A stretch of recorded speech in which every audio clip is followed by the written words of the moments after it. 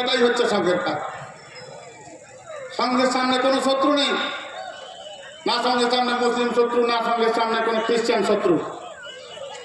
সে যদি রাষ্ট্রীয়তা মেনে এই দেশে যাবতীয় কিছু করে, সেখানে তাকে সাধুবাদ আমরা জানাই।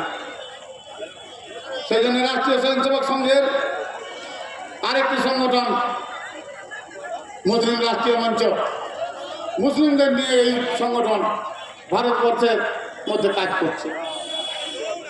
তারা জাতীয়তাবাদী মুসলিম হিসাবে এই দেশের সমস্ত কিছু যা যা পূর্ব হইতে রয়েছে তার সংরক্ষণের জন্য কাজ করছে।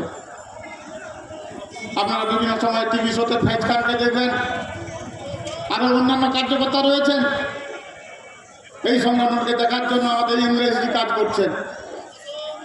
কাঁধে কাঁধ মিলিয়ে তারা এই ভারতবর্ষকে পরম বৈভবশালী নির্মাণ করার জন্য কাজ করছে।